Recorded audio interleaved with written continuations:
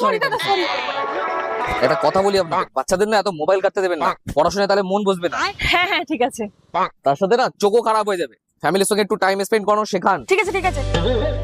কিছু মনে করবেন না, বাচ্চা আপনাদের, আমার বলার দরকার তাই বললাম।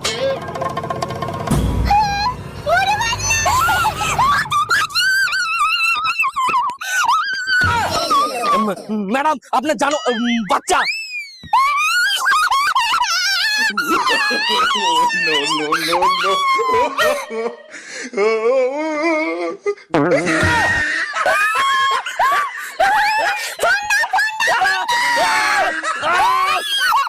খুশি, ওই আঙ্কেলটা বলেছে ফোন নিয়ে নিতে।